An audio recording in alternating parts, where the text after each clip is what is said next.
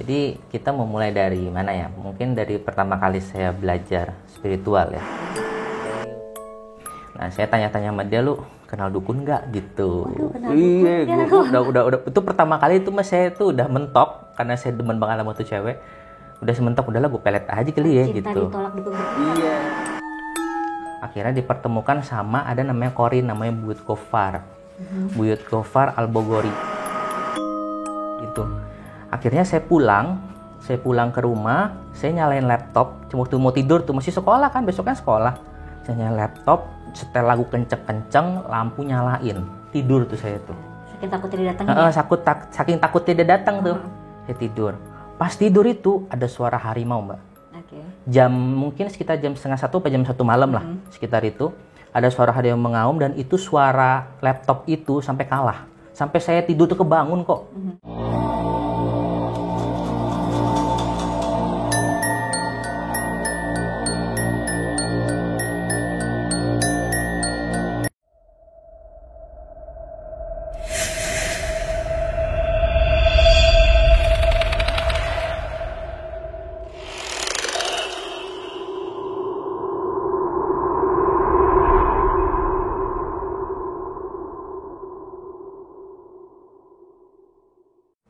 Bener ternyata. Jadi ceritanya waktu itu Buyut Bujanggira balik ke Buyut Bujanggira itu sebelumnya habis Buyut Gopar itu nasihatin saya begitu, Buyut Bujanggira ngomong nanti malam Selasa kamu siapin ada bahan-bahannya. Dia kasih tahu bahan-bahannya.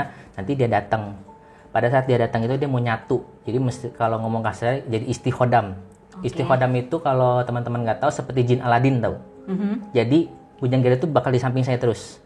Jadi dia yang kasih tahu saya ada apa-apa, kasih tahu saya segala macam. Nanti dia mewujud. Nah, proses itu saya harus beli bahan-bahannya dulu kan, bahan-bahannya dulu. Nah, pada waktu mau proses ke arah situ, itu saya kenal cewek. DJ pula, cantik pula. Iya. DJ cantik-cantik memang. Terus badannya bagus pula, aduh putih pula, menggoda sekali gitu. Nah, karena dulu tante saya itu sering bolak-balik Singapura 2 minggu di Singapura, 2 minggu di Jakarta gitu kan. Rumah kan pernah kosong. Jadi hati-hati ya teman-teman ya. Kalau disuruh tiba-tiba mampir ke apartemen atau mampir ke rumah itu hati-hati ya. Nah, disitulah saya jebolnya. Padahal cuma selang sekitar 2-3 hari lagi itulah hari Selasa, malam Selasa. Waktunya saya untuk ritual untuk manggil Bujanggira itu untuk nyatu sama saya, maksudnya di istihodam, maksudnya mendampingi saya terus gitu. Kalau itu saya nggak jebol mbak, saya udah lebih hebat kali dari sekarang, udah jago saya, udah lebih hebat. Berarti kan memang perlu step ini dulu. Iya benar-benar. Akhirnya jebol ceritanya dan tidur kan, kita habis kayak gitu kan tidur istirahat. Pada waktu istirahat itu kan itu nyalain AC, dingin kan. Nah, cewek itu punggungnya panas sampai keringetan, kayak pedes katanya. Kok pedes panas gitu kan. Waduh, nggak tahu kenapa. Nah, pada waktu saya melakukan itu, saya seperti gempa. Bawaannya itu seperti kayak kita gini loh, kayak gempa gitu. Setelah saya melakukan itu, saya seperti gempa, terus saya pusing. Kayak vertigo, rasanya kayak vertigo gitu, pusing, saya duduk sebentar. Cuman nggak lama sih, cuma sekitar semenit ada kali. Nah, cewek itu juga pada waktu itu malam kita tidur, cewek itu ngerasa punggungnya panas. After that, gue nggak tahu kenapa ya. Akhirnya sudah besok paginya, gue antar dia pulang. Terus Walid nelpon dari Lampung. Pagi-pagi itu jam 8 pagi tuh, saya tahu tuh jam dia bangun tuh. Jam 7:30 pagi tuh ditelepon kan. Terus malam ngapain lo katanya digituin. Tahu dia. Tahu. Ya soalnya murid dia cuman 3 kan. Jadi dia bisa kontrol 3-3-nya. Lo malam ngapain lo katanya. Saya jujur kan akhirnya sih gini. Aduh katanya. Ya udah, jadi mau gimana kata Walid kan. Lo harus tirakat ulang semua. Dari situlah saya kan ngerasa gila. Perjalanan tirakat sepanjang itu habis hanya di kurun waktu 2 menit. Iya. Wah stresnya ya mbak bisa ngerti lah rasanya stresnya kayak apa gitu. Dan semenjak itu cewek-cewek jadi menjauh sama saya. Maksudnya berubah banget lah, yang tadinya saya diterima di masyarakat, organisasi sering diajak, terus setiap ada kerja kelompok itu saya yang direbutin sama mereka gitu. Padahal saya tuh nggak bisa apa-apa, pintar-pintar juga nggak pintar juga gitu. Cuman semenjak saya ngelakuin itu berubah total. pada saya mulai dijauhin, teman-teman saya ngajak pada ke kantin saya nggak diajak, terus mereka ke mall saya nggak diajak, pokoknya menghindar lah, nggak tahu kenapa gitu. Ya? Iya, nggak ada alasan. Dari saya nanya sama mereka, ya nggak apa-apa, nggak ada apa-apa, memang nggak ada masalah gitu, nggak ada apa-apa gitu. Mulai ngerasa seperti terbuang lah gitu. Udah akhirnya saya udah mumet, udah pusing. Semenjak itulah saya mulai namanya main pusaka-pusaka. Mahar-maharin pusaka, karena kan udah mumet lah gue sama ilmu kan. Kalau ilmu kan nyatu di badan, dari gue main pusaka aja, main pusaka, beli keris, beli apa gitu kan, beli semar mesem gitu, banyak tuh keris-keris yang di 50 ribuan di Bukalapak. Saya beli sama dukunnya 300.000, 1 juta, dibohongin lah. Nah disitulah saya tahu namanya ada dukun-dukun buat bodong, dukun-dukun yang bohong-bohongan, yang mahar-maharin pusaka bohongan gitu kan. Di situ saya mulai banyak tahu channel-channelnya. Oh ini yang bohong, ini yang asli, yang mana yang asli, mana enggak. Udah tuh nggak ada hasil tuh pusaka-pusaka itu tuh, barang-barang tuh sampah aja nggak ada hasil. Akhirnya saya mulai tahun 2000 berapa tuh, 2009, 2010 ya, 2010 itu saya mulai bandel. Mulai kenal namanya alkohol, mulai minum, mulai clubbing, saya mulai belajar jadi DJ gitu ya. Ya akhirnya saya mengandalkan uang untuk dekat sama cewek gitu kan. Ya kalau mau dekat sama cewek ya saya harus spend money gitu, spend money di klub gitu. Spend money di klub, saya kerja, saya bikin event organizer, saya dulu kerjasama sama ada dulu klub yang kalau Mbak mungkin tahu di Plaza Senayan. X ya? Itu kan ada 2 tuh, atas sama bawah tuh. Saya sering di atasnya. Gitu. R&B dong. Iya. Tahu juga nih. Angkatan jadul banget loh. Terus saya dulu regular tuh saya di situ tuh setiap Kamis, Rabu sama Kamis, event saya di situ. Udah tuh acara kan cewek, wah ya begitulah maksudnya. Tapi kan saya main jalur underground, maksudnya nggak ketahuan gitu. Misalkan dekat sama cewek ini, saya ajak dia minum, kita having fun gitu kan, tukeran nomor handphone, besok saya telepon ketemuan ke mall apa gimana. Jadi saya tuh dulu terkenalnya, walaupun saya di klub ya, saya nggak pernah bawa pulang perempuan. Jadi nama saya tuh bersih gitu. Tapi kan di luar itu kan mereka nggak tahu. Turun ke bawah juga udah lu nggak tahu kan? Iya, udah underground udah mainnya bersih gitu. Iya, terus mulailah mengenal dunia seperti itu lama tuh Mbak. Sampai akhirnya saya di tahun 2000 berapa, saya lulus kuliah itu 2012. Habis itu saya masih lanjut kerja dengan kerjaan saya seperti itu, sambil saya juga kerja di siang, saya sempat kerja di PH, Production House iklan. Habis itu saya kerja begitu juga sampai di tahun 2015. Nah, 2015 itu saya sempat dulu 2013 sampai 2015 ya. 2014 itu saya sempat pacaran sama model saya. Dulu kan saya bikin acara, sering bikin model catwalk, fashion show gitu kan. Saya dulu ada tertarik sama satu cewek, saya pacaran sama dia lama. Akhirnya karena beda, maksudnya ada banyak selisih paham gitu, nggak cocok gitu, ada selingkuh juga.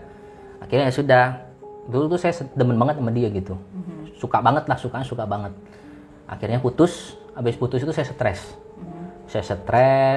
Saya minum gitu kan, habis duit banyak minum. Akhirnya saya mau saya mau buka lembaran baru, saya bilang. Akhirnya aneh ngomong sama nyokap, mah ya udah deh, dulu kan nyokap aneh tuh memang ada rencana habis selesai aneh lulus kuliah mau dikuliahin ke Cina, belajar bahasa di Cina setahun atau 2 tahun. Dan karena itu aneh tolak. Kenapa? Karena satu, aneh udah ada kerja. Yang kedua, aneh karena punya dia. Karena cewek itu, aneh nggak mau pergi ke Cina gitu. Akhirnya aneh bilang sama nyokap aneh, ya udah, aneh pergi deh ke Cina. Masih ada nggak duitnya gitu? Oh masih katanya. Memang di deposito memang tadinya untuk aneh tuh belajar bahasa ke Cina. Udah akhirnya aneh belajar ke Cina. Aneh buka lembaran baru di situ, kenal teman-teman baru. Ya kalau misalnya sekolah bahasa di luar negeri itu kan, kita bukan orang Indo doang kan, ada kenal dari orang Korea, dari Jepang, ada dari Rusia, dari mana gitu kan. Jadi kenal lingkungan baru lah gitu. Udah kenal lingkungan baru tapi masih clubbing. Di Cina mah lanjut clubbing mah. Itu jati diri kayaknya masih ya. Iya, wah dulu saya tuh kalau dipanggil tuh kalau orang Cina tuh ngomong taku. Taku itu tuh kakak terbesar. Karena umur saya paling tua kan daripada mereka. Dan saya tuh kalau clubbing itu saya yang tukang booking reservasinya. Jadi bosnya, jadi kalau misalkan ayo kita mau clubbing itu saya hampir tiap minggu dulu Mbak clubbing Mbak. Serius, hampir tiap minggu. Dan itu saya yang ngumpulin tuh, ayo mau pesan minum apa, lo patungan berapa RMB gitu kan, berapa yuan. Saya yang bayar, saya yang pesan minum. Jadi saya yang organize lah. Kalau misalnya dulu clubbing itu saya setannya serius. Dan dulu tuh saya punya karakter, nggak tahu ya kenapa, mungkin setan ya. Saya itu dulu itu paling suka kalau lihat temen saya mabok. Apalagi kalau teman saya bawa pulang cewek. Saya nggak apa-apa deh kalau nggak bawa pulang cewek, saya nggak apa-apa kalau nggak mabok. Tapi asalkan teman saya mabok dan teman saya bisa bawa pulang cewek dan zina. Nggak tahu, hatinya seneng aja gitu. Bawaannya seneng aja, happy aja kalau misalnya bisa lihat teman bisa bawa pulang cewek mabok dan mereka sampai melakukan itu di luar gitu. Seneng aja. Nggak tahu itu kenapa, apa mental saya yang kena ya. Tahu apa itu setan, kalau nggak tahu Allahu alam ya. Semenjak itu clubbing, akhirnya setahun selesai, saya masih belum pengen pulang ke Indo waktu itu. Akhirnya saya alasan sama nyokap, gue masih kurang nih bahasanya gitu, bahasa Mandarinnya. Yaudah gimana, memang gak ada uang lagi buat nyekolahin kamu kan. Yaudah akhirnya saya pakai tabungan saya, dan saya cari sekolah yang lebih murah. Saya pindah ke sekolah yang lebih murah, ke kota lain. Saya lanjutin dengan kehidupan saya yang seperti itu.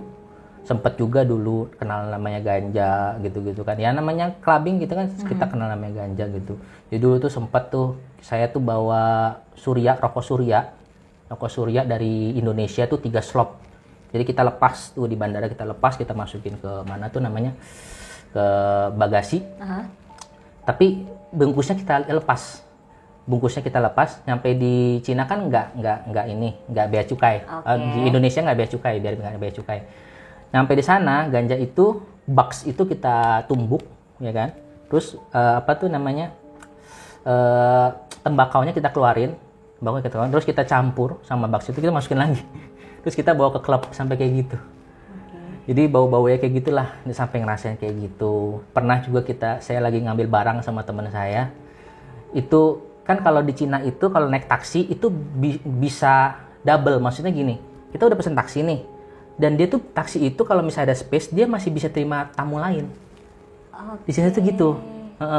Jadi sharing ya berarti? Jadi sharing sistem. Jadi kalau misalnya, jadi nanti kita tinggal bayar bill-nya kita aja, dikurangin sama bill-nya dia gitu. Itu sempet saya nemenin pertama kali dan terakhir kali tuh saya temenin dia, karena nggak ada orang kan mau ngambil barang. Kita ngambil barang sama orang hitam, orang Afrika. Habis itu di apartemen dia, kita pulang. Ya kan, naik taksi kan biar cepet kan, karena kalau naik MRT pasti dicek dong, kena itu pengecekan itu nggak bisa. Pas di taksi itu penumpang di sampingnya polisi dong. Jadi kondisi kita, lu bawa BR ya, gue bawa barang nih, ini saya di sebelah kanan pintu kan, tengah tuh teman saya tuh, sebelah sana polisi baru masuk, ceprek mau minta sampai antar ke sana. Udah panik tuh saya tuh, waduh mampus nih gue kalau misalnya ketahuan, pasti kalau nggak penjara deportase dari Cina pasti. Dan itu kita di blacklist 5 tahun pasti. Di blacklist. Wah, gue pusing kan. Terus kata teman aneh, tenang jangan panik katanya. Oh iya udah. Akhirnya nyampe ke tempat kita dengan aman dan selamat. Dah, akhirnya kita happy segala macam.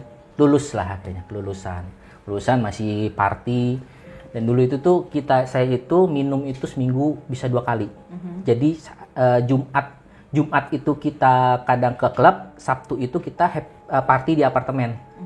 Jadi kan kalau kita di Cina itu kan dia punya apartemen, setiap kamar-kamar itu kan jadi anak-anak internasional semua tuh apartemen, anak internasional, ada yang dari Rusia, ada yang dari Korea, ada yang dari Kazakhstan, rame deh. Jadi kita tuh kalau weekend itu, karena besok nggak kelasnya kan cuma Senin sampai Jumat. Berarti Jumat malam kita party ke klub, Sabtu itu kadang-kadang kita bikin party di kamar gitu. Bikin party sering kayak gitu setiap minggu. Nah, dari selesai itu, saya masuklah S2. Saya waktu itu udah lulus, saya ngomong lagi sama nyokap, saya belum siap buat pulang. Sebenarnya belum siap buat pulang ini karena ini. Satu, saya ngerasa di zona nyaman waktu itu, di Cina. Saya senang dengan kehidupan saya begini. Tanpa saya memikirkan seluk-beluk politik cari duit. Seluk-beluk politik perkantoran, seluk-beluk politik perpolitikan, bunuh-bunuhan cari, maksudnya tusuk-tusukan buat nyari duit gitu kan. Karena kita kalau namanya cari duit ya Mbak, ngerasain lah ya, namanya kita tusuk-tusukan dari belakang, ditipu, perpolitikannya itu seperti apa, dan saya tuh stres dengan dunia seperti ini gitu. Dan akhirnya saya kembali lagi ke dunia kampus dengan teman-teman yang pure gitu, maksudnya murni, senang sama kita, main sama kita, yang polos gitu kan, yang nakal-nakalnya kayak gitu, tanpa ada perpolitikan gitu. Saya senang nyaman gitu. Akhirnya saya bilang, saya belum mau pulang, saya bilang. Tadinya saya mau kerja di sana kan, kerja, tapi saya belum siap juga untuk dunia perpolitikan, karena bukan di Indonesia doang, Mbak, di seluruh dunia begitu. Pasti namanya kerja, lo jilat atasan, lo bunuh-bunuhan, maksudnya sikut-sikutan, ngomong kasih di kantor itu kan. Akhirnya saya minta apply S2, ceritanya di Cina itu. Saya apply S2, saya ajukan ke Konfusius, ajukan segala macam. Akhirnya saya sudah cek darah, akhirnya bebas dari narkotika, alhamdulillah, karena saya nggak pakai itu sekitar 6 bulanan. Untuk pengecekan itu saya udah prepare gitu ibaratnya. Terus berkas-berkas sudah siapin, akhirnya saya diterima S2 beasiswa. Jadi beasiswa di Cina itu enaknya kita digaji sama pemerintah, digajinya 6 juta per bulan. Terus tempat tinggal dikasih, kita disuruh belajar doang, jadi kita cuma bawa badan doang gitu, bawa badan doang ke sana. Belajarlah saya di sana. Pas belajar tahun pertama ketemu setan juga, ketemu temen yang hobinya clubbing juga.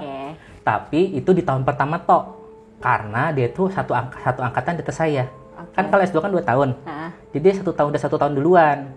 Jadi 1 tahun pertama dia males banget tuh, karena kan anak-anak S2 kan kutu buku semua, ya kan, hobi belajar semua, dan dia tuh tipenya yang belajar clubbing gajah gitu, maksudnya dia bisa kemana aja gitu. Ketemu sama saya cocok kan, udah tuh semenjak itu tuh saya clubbing lagi masih clubbing itu tahun 2016 berarti ya, 2016 clubbing lagi sampai akhirnya saya dikenalin sama teman-temannya, kenalin sama teman-teman Cinanya di klub, kenalin sama cewek-cewek Cina, pokoknya disitulah saya tahu channel di kota Guangzhou itu kalau mau main perempuan kemana saya tahu. Linknya saya tahu tuh, karaoke-nya yang mana saya tahu gitu. Tahu saya tuh. Tapi bukan untuk urusan itu aja ya, tapi seperti misalkan dia juga ngajarin saya banyak hal. Orang Kalimantan sih, saya terima kasih banget sama orang itu, sama si Robin namanya. Itu dia ngajarin saya kalau mau beli grosiran baju tuh di mana tempatnya. Ya dagang ya, biasalah dagang impor-impor gitu kan. Dikasih tahu, diajarin kayak gitu. Udah. Di situ saya banyak belajar kiri maupun kanan, maksudnya itu tuh belajar yang tentang esek-eseknya juga tahu banyak dari dia. Yang sebelah kanannya maksudnya belajar bahasa Mandarin dan segala macam, dan tentang perbisnisan Cina Indo itu saya juga banyak tahu dari dia. Nah, dia lulus berarti tahun 2017 ya. 17 dia lulus. Nah, 1 semester sebelum dia lulus, saya tuh sempat berpikir, nah inilah titik balik, saya pengen balik ke spiritual lagi. Saya pada waktu itu dia lagi kelas, saya lagi ngerokok kan di tangga. Jadi, iya silakan. Terus?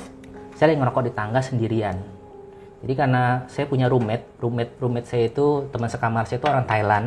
Dia juga udah tua, lebih tua dari saya, lebih tua 4 tahun. Karena dia tuh nggak suka borokok, jadi kita kalau tiap kali ngerokok harus keluar. Gitu. Exit nih ya? Exit, di tangga lah. Gitu. Jadi saya tuh dulu tuh hobi ngerokok di depan sama dia. Terus sama ada orang Pakistan, teman kita itu. Jadi ini kamar sebelah saya itu orang Pakistan. Jadi kita sering ngobrol orang Pakistan, saya sama si Robin itu orang Kalimantan. Sering ngobrol, ketawa-ketawa, ngakak-ngakak deh pokoknya kalau di dormitory itu, di apartemen. Nah, satu malam itu saya lagi sendiri, teman si Robin lagi ke kampus, lagi kelas. Si orang Pakistan itu lagi, kalau nggak salah dia lagi pesan barang apa gimana deh. Dia tuh juga tahun terakhir gitu lagi pesan barang. Cuman dia nggak ikut kelas karena dia tuh sebenarnya di atasnya Robin 1 tingkat, cuman dia belum lulus karena masalah tesis dia. Jadi karena dia cuma ngurusin tesis doang sekarang, jadi dia sambil bisnis waktu itu. Saya lagi sendiri, saya berpikir, gue hidup mau ngapain lagi ya? Gitu. Maksudnya saya mikir, saya ngobat udah. Maksudnya ngobat dalam arti cuman ganja ya, udah. Main perempuan dari negara manapun juga udah. Bahkan lokal negara saya pun udah, luar negeri pun juga udah gitu kan. Dulu saya juga apalagi main-main yang namanya ilmu kejawen juga udah gitu kan. Terus minum-minum udah bosen gitu. Saya mau ngapain lagi gitu. Pusing, saya bingung. Akhirnya disitulah saya berpikir, saya ini hidup dari mana, dan sekarang ini saya hidup untuk apa, habis itu gue mau mati, habis itu gue mau kemana. Tiba-tiba muncul aja pikiran gitu sore-sore. Itu seingat saya jam 5 jam 6 lah, mau maghrib. Itu teman saya yang orang Jepang, cewek orang Jepang, nyamperin saya, lu ngapain gitu kan, dia mau ngerokok bareng sama saya. Dah, dia tahu spot saya pasti di situ kalau lagi nyantai ngerokok, dia nyamperin saya, kita ngobrol. Saya nanya sama teman saya orang Jepang itu pertanyaan itu. Lu tahu nggak, kita ini hidup nih dari mana, terus kita ini harus ngapain, dan habis itu kita mau kemana gitu. Dan jawaban dia itu nggak memuaskan saya gitu. Jadi jawaban dia itu cuman, ya kita ini lahir dari perut orang tua kita gitu jawabannya. Realita ya? Realita aja gitu. Dan kita hidup, ya lu kerja, kawin, punya anak, habis itu mati, ya udah mati katanya. Yes. Terus itu bukan jawaban yang saya harapkan gitu loh. Terus saya juga tanya ketemu orang Kyrgyzstan, ada teman saya juga ada orang Kyrgyzstan, dia Muslim, tapi kan dulu tuh saya nggak terlalu dekat sama dia karena dia Muslim. Jadi gini, buat edukasi nih sebenarnya. Jadi di Cina itu kan sangat multicultural banget, dan itu kan bukan negara Islam ya. Iya. Jadi kalau kita ini jahatnya kita nih sebenarnya, maaf nih, saya juga minta maaf tuh sama teman saya tuh. Dulu saya pernah bikin acara sama teman-teman satu angkatan. Ada yang nggak minum, ada yang minum gitu. Jadi kan saya pesen yang alkohol kan, seperti saya pesen yang alkohol. Nah teman saya yang orang Kyrgyzstan ini gabung gitu kan, dia kan cowok. Habis itu kita pesen cemilan-cemilan. Dia doang yang makannya pulpy orange, minumnya pulpy orange dia doang. Terus kan saya kan dulu kan bandel ya, jadi saya bilang, lu minum gini doang cupu banget lo, yang bilang gitu. Lu punya otong nggak lu? Kan bilangin gitu. Kalau nggak bisa minum alkohol, potong aja otong lo, aneh bilang gitu. Dulu tajam banget ya mulutnya, aneh. Habis itu dia sampai ketawa-ketawa, dia nggak terlalu nganggap serius. Akhirnya dia ke WC. Ke WC itu pulpy orange-nya aneh campurin vodka. Aneh campurin vodka. Habis itu dia minum. Oh, kok rasanya gini gitu kan? Campurin vodka ya gitu kan? Terus ya saya akhirnya ngaku gitu kan. Akhirnya dia muntah, akhirnya mau muntahin gitu. Akhirnya dia mulai menghindar sama saya. Nah semenjak itu dia sama saya tuh nggak terlalu dekat. Semenjak kasus itu, dulu mah dekat. Semenjak itu sekarang kasus itu dia karena nggak dekat. Saya juga dulu karena nggak ngerti. Ya sebenarnya fine aja, karena saya dulu lihat teman-teman saya pas dulu clubbing Muslim mah minum aja. Iya. Tapi lu kenapa nggak minum? Aneh, dulu masih berpikir begitu kan. Gitu. Dulu teman-teman gua Muslim mah jinah aja, terus minum aja, makan B2 makan aja gitu, nyantai aja gitu. Kenapa lu gini amat gitu? Ternyata memang dia menjaga Islam dia banget gitu. Ternyata beda dengan Islam yang saya kenal, teman-temannya saya yang di klub. Iya. Nah, saya tanya sama dia juga jawabannya ya kita hidup katanya ya sama seperti orang Jepang itu jawaban. Kita punya anak, istri, segala macam, kita usaha membahagiakan orang tua gitu-gitu. Gak menjawab sih bilang. Saya punya teman lagi orang Mesir. Satu orang Mesir itu dia rajin sholatnya gitu kan. Cuman yang ini saya nggak tahu deket awalnya. Kenapa? Karena beda budaya ya. Jadi kalau orang Mesir itu anehnya gini, mereka kalau ketemu kita itu mereka salaman terus kita langsung peluk gitu loh. Kayak orang Arab kan, salaman peluk gini. Peluk seperti hampir setengah pelukan gitu. Kebayang nggak? Bule juga gitu. Iya, orang bule gitu kan. Iya. Nah, karena aneh itu tuh nggak biasa dengan hal itu, gue kira dia gay. Gue kira dia gay. Waduh, masa baru kenal habis itu langsung ditarik kayak mau pelukan gitu. Langsung ini gay apa bukan sih? Anjir, gue ya biasa aja lah lo gitu kan. Kalau sama cewek mah nggak apa-apa ya. Gitu, ini sama laki aneh gimana gitu. Kikuk juga. Dah, akhirnya tanya juga sama dia, katanya kan. Sama, jawabannya pun sama. Jadi teman-teman saya tuh jawabannya nggak ada yang memuaskan saya gitu. Jawaban yang mau lo cari itu seperti apa emangnya? Nah, gue juga bingung waktu itu. Waktu itu aneh juga bingung, nggak tahu jawabannya apa. Tapi gue pengen jawaban yang anti mainstream. Pokoknya anti mainstream. Nah, example. Contoh misalkan waktu itu mungkin ya, lu harus punya misalkan lu apa kek, misalkan lu punya spiritual apa kek, lu bisa ketemu nabi kek apa gitu. Gue ngambil garis besarnya ya. Lu nyari kunci jawabannya tuh yang bisa bikin hati lu termotivasi, Iya, bukan ya? yang ces gitu loh. Yes. Lu harus lebih begini gitu. Iya. Sedangkan jawaban-jawaban mereka tuh mainstream, maksudnya semua orang do that gitu. Iya, Everything simple do ya. that. Iya. Everyone do that gitu ya. Buat Iya. apa gitu? Akhirnya dari situlah gue pertama kali nonton YouTube. Nonton YouTube banyak paranormal dukun-dukun itu kan mental-mentalin orang gitu-gitulah, biasalah. Wah ini kayaknya gue pengen belajar lagi nih, gue bilang nih, ya kan.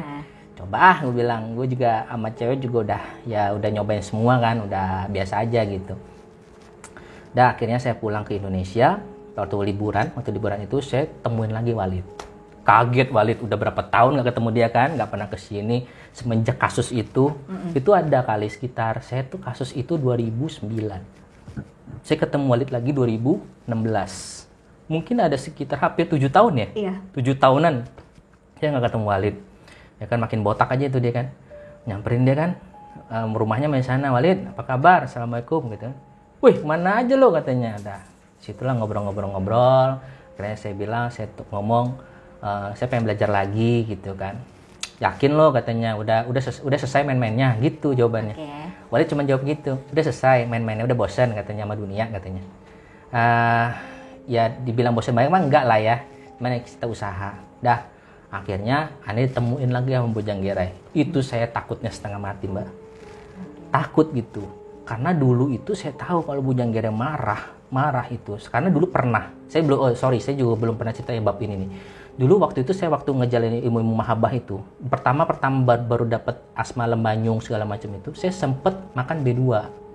Karena kan kita nggak tahu ya. Saya kan nggak tahu ternyata nggak boleh makan B2 gitu. Ciuman aja nggak tahu, nggak boleh. Saya makan B2. Karena waktu itu kita punya tradisi orang Tionghoa itu setiap mau Imlek ada namanya sembahyang arwah. Oh iya, I know. Jadi itu biasanya sajian-sajian kita tuh ada B2, ada buah, ada apa gitu kan. Yang kesukaannya si arwah itu kan. Iya. Saya makan. Kan habis itu kan mubazir kalau dibuang. Kita makan. Pas makan itu beda itunya, cewek itu SMS sama saya beda. Akhirnya saya ngobrol sama Bujang Gerai masuk. Itu pada waktu dia masuk ke badan Walid, wah gila, itu dia langsung hentakin kaki, itu sekitar ada tuh korek api, itu sekitar 2 meteran dari jarak dari dia. Itu dia hentakin kaki itu sampai bergetar, rumah itu bergetar, dan korek api itu sampai ini, bocor, sampai kayak gitu. Wah saya ngeri lah, saya digaplok sama dia ICU, saya langsung, ini mah UGD udah, nggak pakai babi ibu ini mah, saya bilang. Nah, terus saya ketemu dia lagi, Bujang Gerai ngomong, ada perlu apa? Kayak gitu, kayak udah sinis lah jawabannya, udah sinis gitu kan, udah malas lah mungkin ngelayanin saya gitu. Saya bilang, saya minta maaf, nangis saya waktu itu depan Bujang Gerai sama Bu Koper, saya nangis. Saya bilang, saya minta maaf, dulu saya begini, saya super sombong, saya gini. Pokoknya saya ngaku salah lah, semua saya ngaku salah. Dengan namanya mungkin anak buit sendiri ya, gitu kan. Akhirnya ngelembut lah suaranya, nggak keras lagi, ya sudah. Katanya, cuman saya bilang kalau saya mau belajar lagi boleh nggak, mau bimbing saya nggak gitu, mau ngebimbing saya lagi nggak katanya. Ya bisa aja katanya, tapi kan saya masih non muslim, apakah bisa? Saya bilang kan bisa, mau kejawennya kan bisa katanya. Oh gitu. Nah cuman ada satu syaratnya, apa saya bilang, jauhin perempuan sama minum sama maksiat sama jinah katanya. Bisa nggak katanya, sama B2 katanya. Kamu dibayat sama saya, kata Abah Bujang Gerai kan. Kalau kamu masih maksiat, kamu masih makan B2, kamu masih minum, ya, saya bikin gila. Nah, kamu pikirinlah dulu sebulan katanya. Kalau kamu udah siap, kamu udah pikir matang-matang, sudah siap, baru temuin saya lagi, kata Bujang Gerai. Mikir Mbak. Mikir saya. Iya. Gila, gue sekali ngomong kasar, sekali masturbasi aja, berarti gue bisa dibikin gila dong sama dia. Iya. Buyutan deh. Mikir saya kan. Aduh, tantangannya berat amat, saya bilang. Mikir saya, itu hampir sebulan saya mikir tuh. Sambil mikir itu saya puas-puasin dulu. Makanya saya punya tato, kan saya puas-puasin dulu. Tato apa, kan sama pacar dulu kan, minum, clubbing di Indo tuh waktu di Jakarta. Happy dulu. Dah, akhirnya udah selesai semua. Udah siap melangkah. Oke, siap. Dah, saya temuin Bujang Gerai. Saya bilang siap. Oke, siap. Dah, pertama kali habis itu udah siap. Saya seperti diisiin sesuatu, kayak dipegang pala saya dipegang, terus saya kayak suruh merem, saya kayak diputar-putar, kayak diputar-putar gitu. kayak itu tuh saya lagi bersilat tuh kayak kita tuh dari satu kotak gitu ya, terus itu diputar-putar gini gitu, jadi kita kayak gitu. Akhirnya diisi sesuatu, dah disuruh amalin. Pertama kali balik lagi Bismillah lagi, disuruh tirakat Bismillah lagi katanya. Bismillah itu saya ingat banget disuruh sama pakai ini apa sih namanya kalau masih kucup itu namanya daun sirih tapi masih nguncup, tau nggak, daun sirih bujang namanya. Dia masih nguncup, masih kecil banget ya, masih kayak jarum. Itu, nah itu dipetik 3 biji katanya, itu ditetesin ke mata untuk mata batin, sama apa itu namanya dimasukin ke air buat diminum. Nah saya disuruh witir sehari 1 malam 10.000 1 kali duduk, jadi 3 malam. Puasanya bilaruh. Wah, saya jalanin tuh pertama kali, itu berat mbak. Setelah melewati yang namanya kita happy dunia, langsung ditodong bilaruh jebret 3 hari, itu berat loh. Itu berat banget, dan kita wirid 10.000 Bismillah dalam 1 malam, itu saya ingat 6 jam saya wiridnya. Itu beratnya setengah mati. Tapi karena saya punya itu, saya mau buktiin kalau memang saya benar-benar mau belajar, oke saya jalanin. After that saya jalanin, akhirnya saya dapat mimpi, Bujanggira itu datang ke mimpi saya. Habis itu dia keluarin keris. Keris, dia itu seperti spiral kerisnya, itu ngeinin saya di sini.